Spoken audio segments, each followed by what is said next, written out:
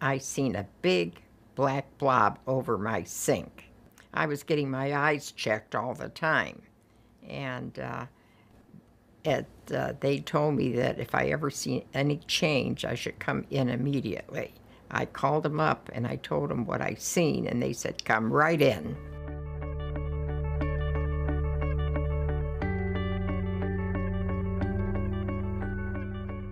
Millions of Americans have low vision and cannot correct their eyesight with regular glasses, contact lenses, medicine, or surgery.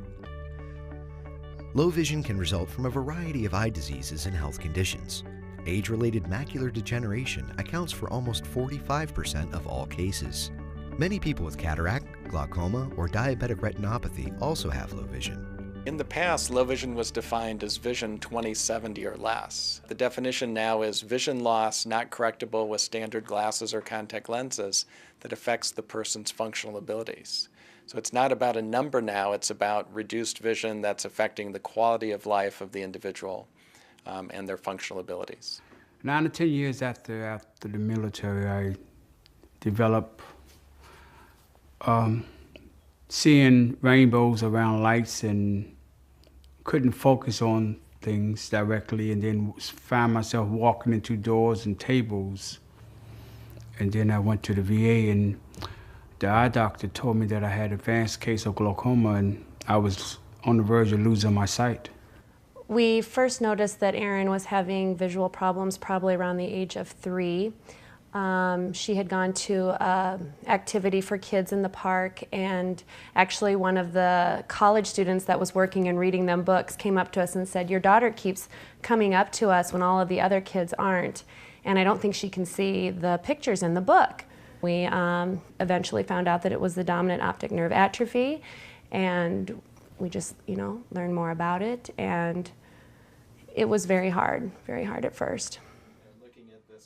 To get a referral to a specialist in low vision, you should really start with your regular eye care provider. So ask them who they would like to refer you to. Ultimately, you have to get an evaluation, because an evaluation is going to sort out what things are going to help you to function better. You're going to have a chance to actually try those devices.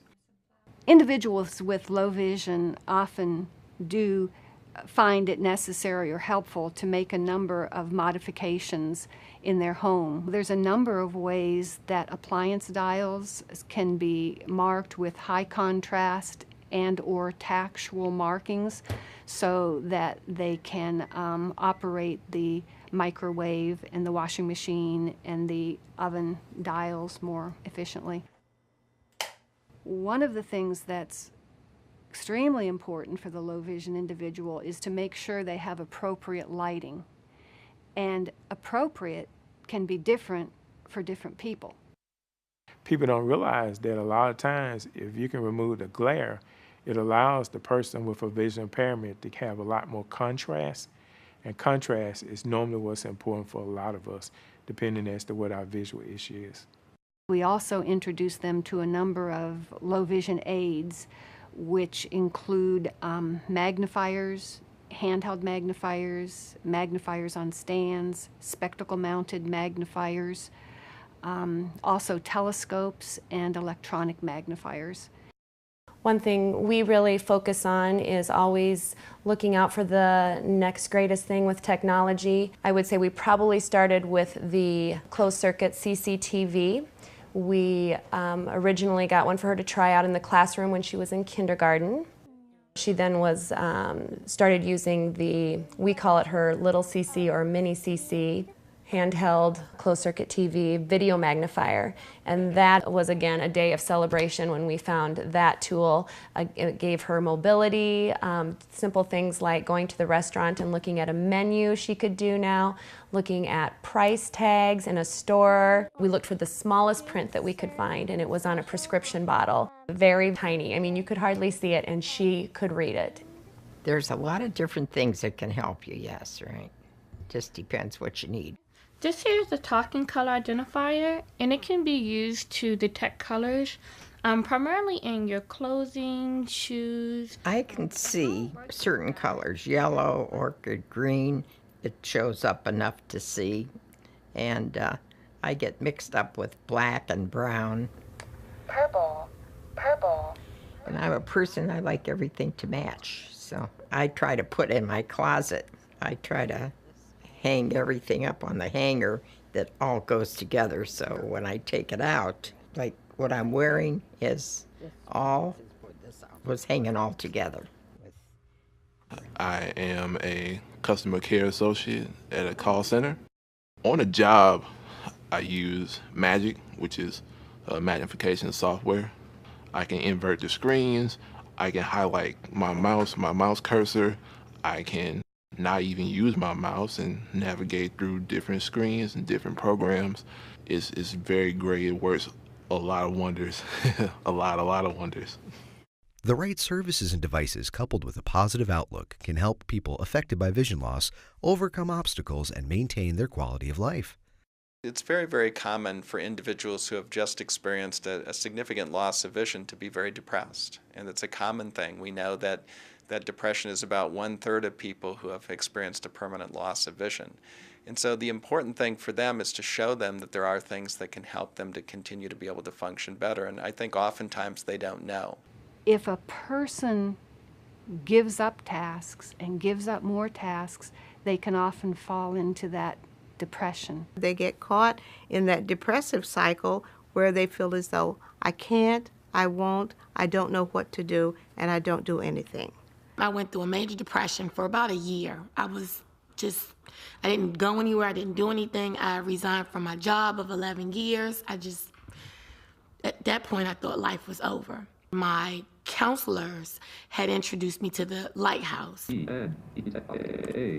Okay, so what I'm gonna have you do is read character by character, basically just go over. At that time, I had learned a lot. I was seeing a lot of different people like myself.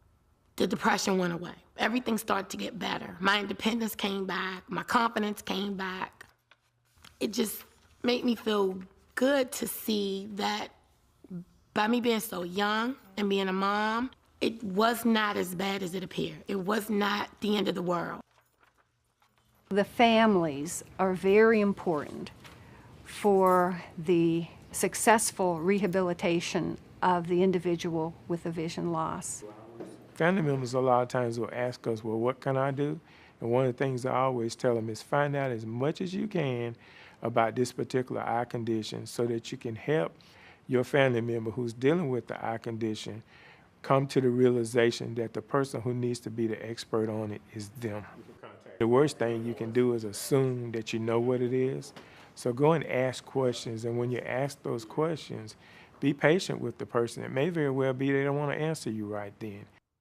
Also, it's important that the family not do too much for the person with visual impairments and not take the attitude that it's easier for me to just do it myself. And yes, it will be more difficult for the person with low vision to do it initially, and it will be slower. But if the individual is going to learn, they need to practice. Low vision services allow those with low vision to not only maintain independence, but also pursue their goals, hobbies, and passions. You know, they might have been told by their eye care provider, I'm sorry, there's nothing more that we can do for you. And yet there are many, many things that can be done. So there may not be anything more medically or surgically that can be done, but from the standpoint of enhancing functional vision, there are many things that we can do. We want to show them the ways that they can continue to remain independent, remain in their own homes, be able to maintain their own finances, read the newspaper, and do all those things that are part of everyday life. Don't give up on things that you enjoy doing. I really enjoy bridge. And once I hold my cards up and see what I have, and they tell me what's on the board, if I have the cards, I can play them. And if I don't have the cards, I can play them. Wednesday night, it's very quiet. I have a magnifier that I use to help me to do more detailed work on my artwork. I like for my work to stand out, you can be able to touch it, to see, and something I love to do. I love to paint. What my vision loss, it gave me the courage and strength to continue on painting, to do more painting, because I wanted to let the world know that with your vision loss, you can continue on no matter what. You can still do it. It's very important for you to seek the information yourself. That's a form of independence, and you don't ever want to give that up. Google, check the internet, try to find counselors, network, research, talk to people. Don't shut down. Whatever you do, don't shut down. Talk as much as you can. Ask questions. Don't be ashamed. Don't be embarrassed. Don't give up, because it's just so much out there that can help you. I mean, what are you really gonna do?